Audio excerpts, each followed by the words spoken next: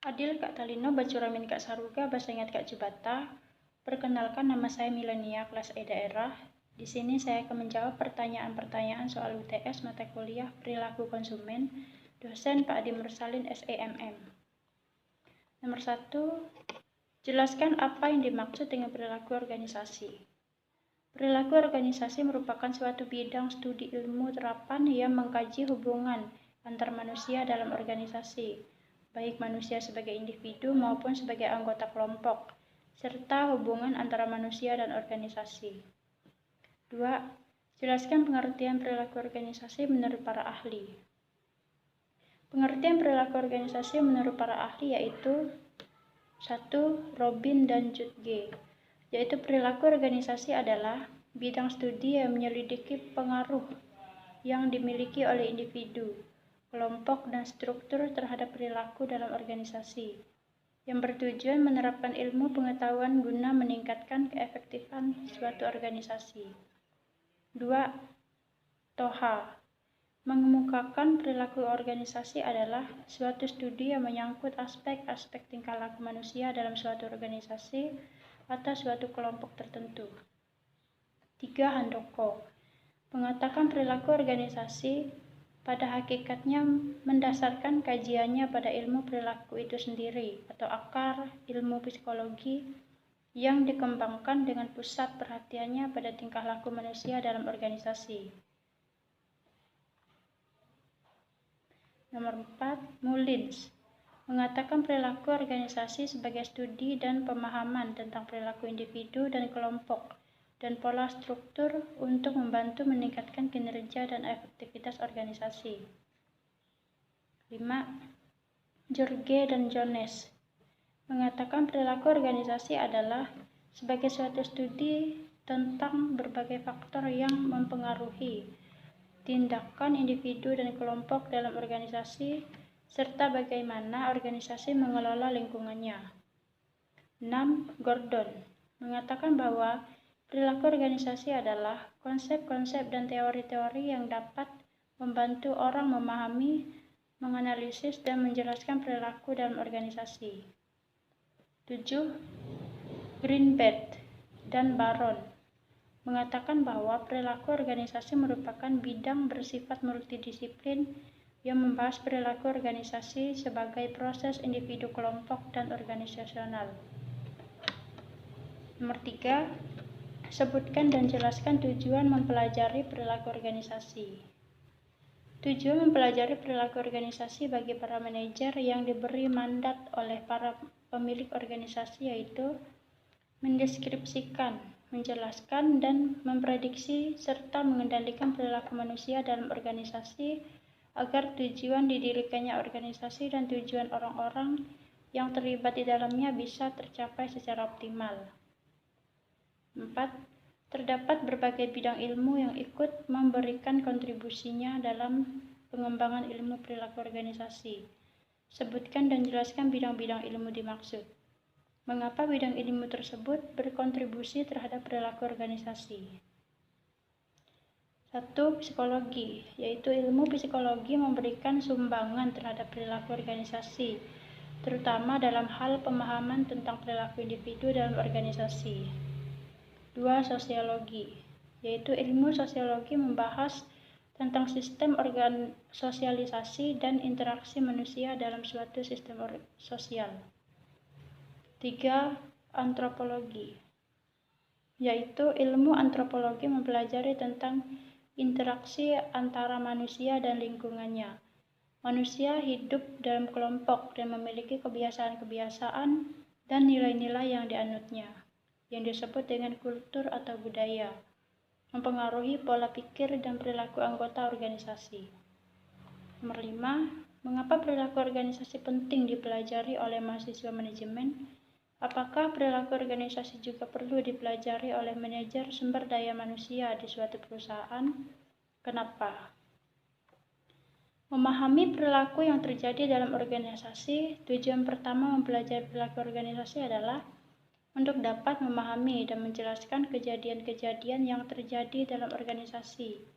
Dengan demikian, kita dapat mengembangkan cara berpikir tentang kejadian-kejadian di dalam lingkungan organisasi.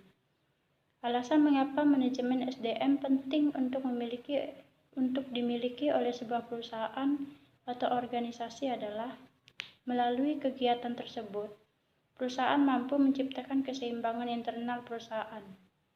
Keseimbangan internal tersebut mencakupi tujuan, sasaran, serta aktivitas dari berbagai pihak yang ada dalam perusahaan tersebut. Nomor 6. Sebutkan dan jelaskan prinsip-prinsip dalam perilaku organisasi. 1. Manusia berbeda perilakunya karena kemampuannya tidak sama, yaitu perbedaan dan keterbatasan kemampuan akan berpengaruh pada perilaku dan kecerdasan yang dibawa sejak lahir, hasil didikan, dan pengalaman. 2. Manusia mempunyai kebutuhan yang berbeda, yaitu manusia berperilaku karena didorong oleh serangkaian kebutuhan, dan setiap orang memiliki kebutuhan yang berbeda dengan kebutuhan orang lain.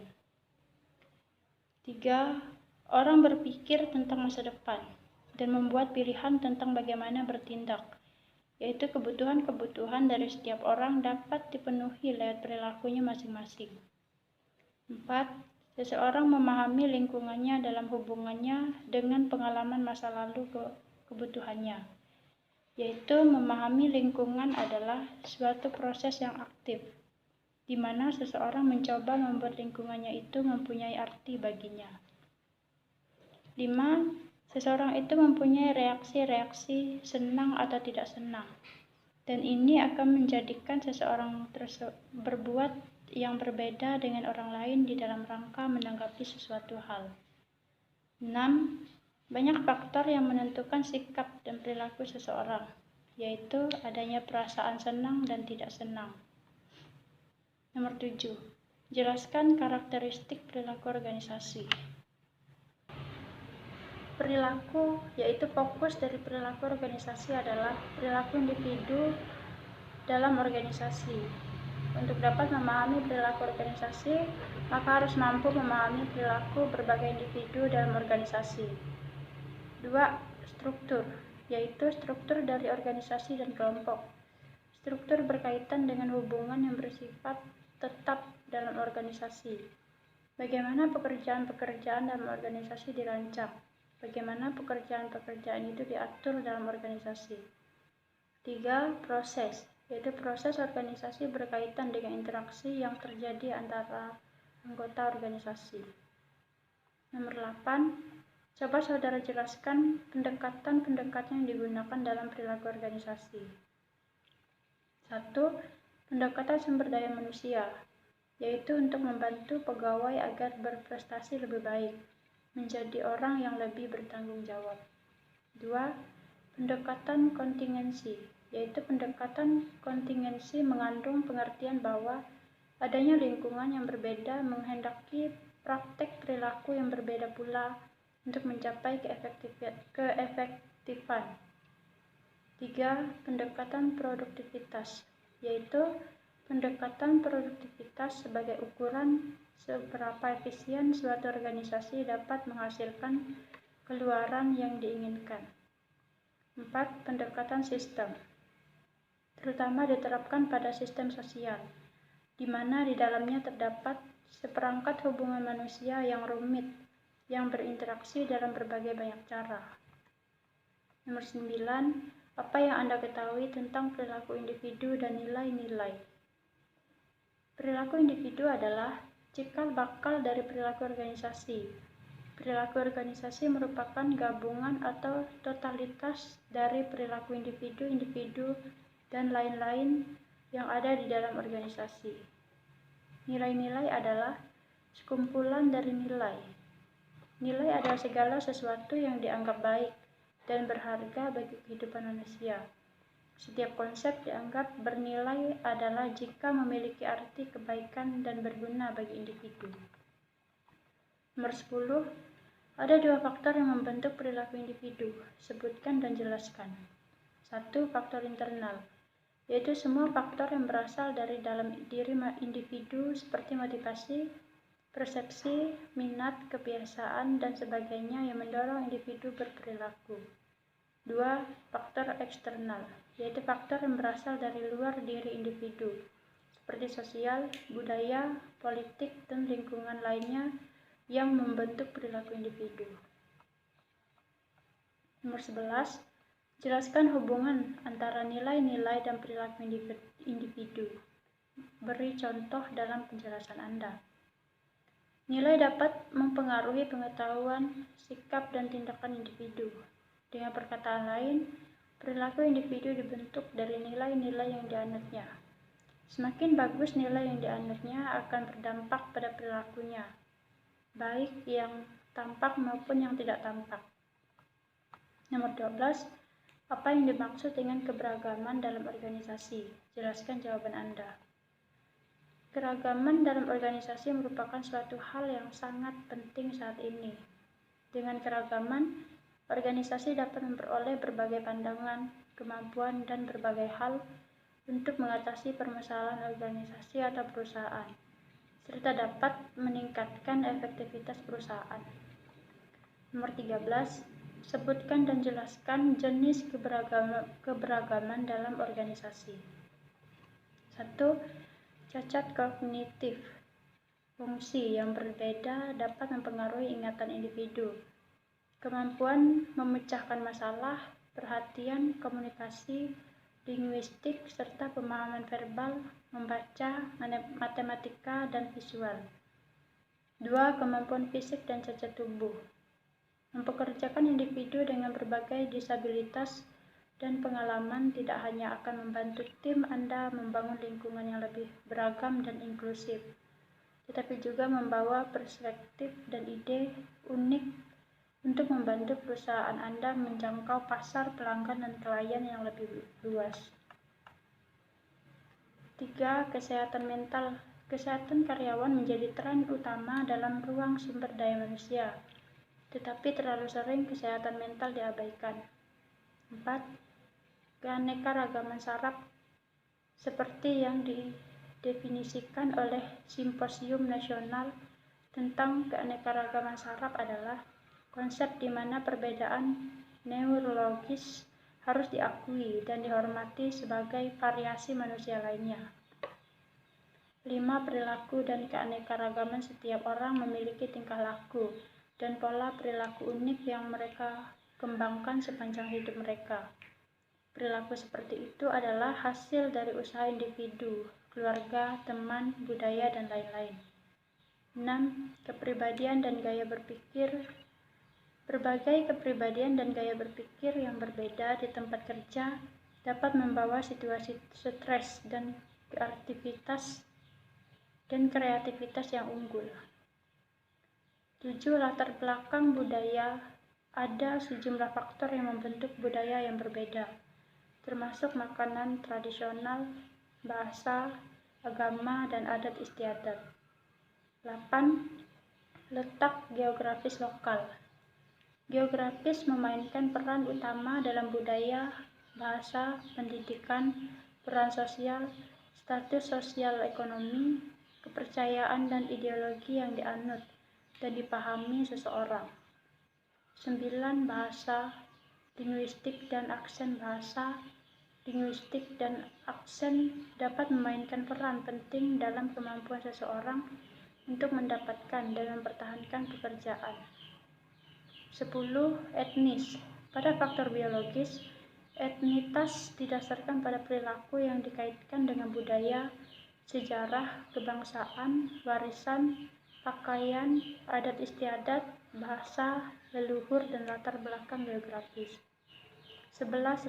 Ras ditentukan secara biologis. Contoh, ras meliputi kulit putih, hitam atau Afrika, Amerika, India atau Alaska natif, Asia, natif Hawaii, atau penduduk kepulauan Pasifik lainnya. 12. Status kewarganegaraan. Larangan mendiskriminasi calon dan karyawan saat merekrut, merujuk, memperkerjakan, atau memecat individu berdasarkan kewarganegaraan atau status imigrasi mereka. 13. Usia pada setiap waktu.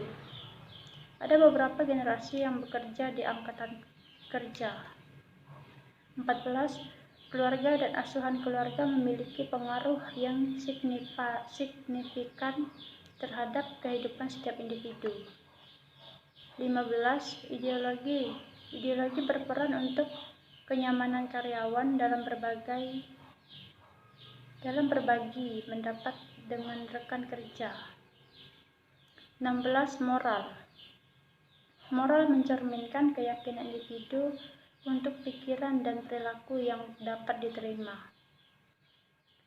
17. Pesan sosial stereotipe seringkali berkorelasi dengan peran sosial yang dimiliki tentang demografi tertentu dan dapat mempengaruhi kemampuan individu.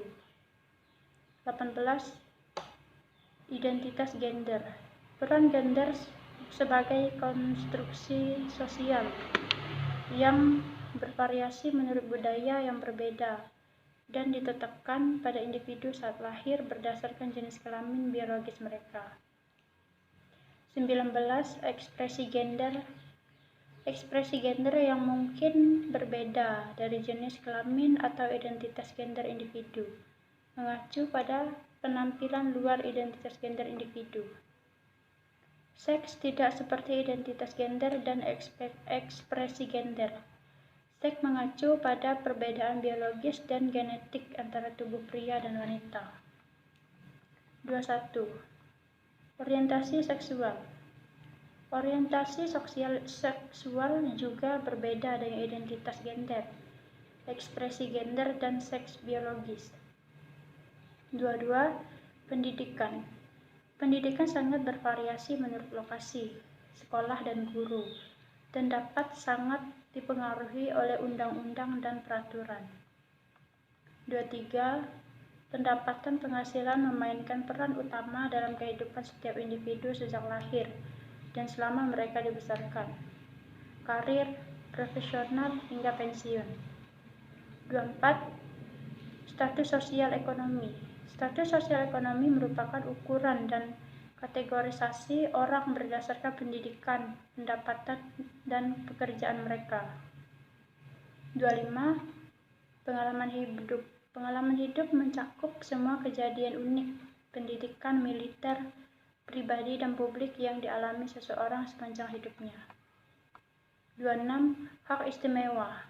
Hak ini mengacu pada kekuatan sosial yang dapat dinikmati berdasarkan jenis kelamin, identitas gender, ras, etnis, agama, usia, status kewarganegaraan, status sosial ekonomi, peran sosial, latar belakang budaya, dan status disabilitas seseorang.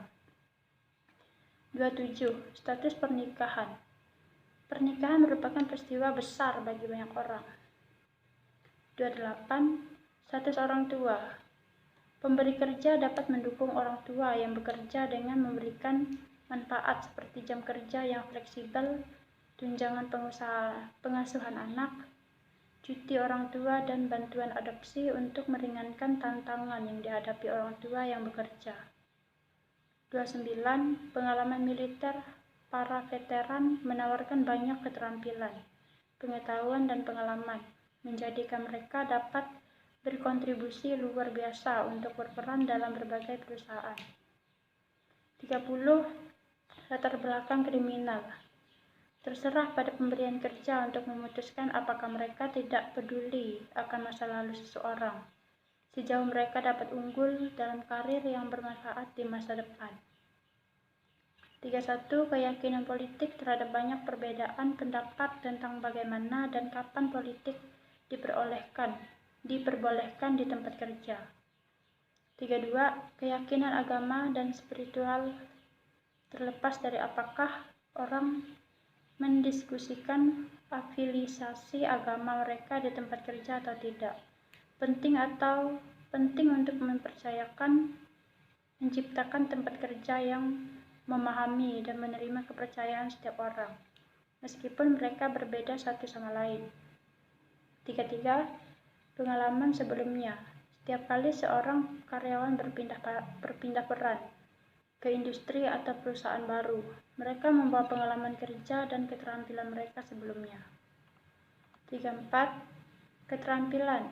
Keterampilan adalah jenis keragaman yang kurang jelas tetapi sangat penting untuk proses perekrutan, bergantung pada sejarah profesional mereka. 14. Sebutkan tugas-tugas yang sudah Anda kerjakan sebelum UTS. Perilaku organisasi. 1. Membuat video record ringkasan bab 1 pada buku Perilaku organisasi. 2. Membuat video record ringkasan bab 2 pada buku Perilaku organisasi. 1. Jelaskan apa yang dimaksud dengan perilaku konsumen, kepribadian konsumen, dan jelaskan apa karakteristik kepribadian konsumen. Sebutkan dan jelaskan teori tentang keterlibatan konsumen, enrollment, dan persepsi konsumen yang Anda ketahui. 3. Coba saudara jelaskan.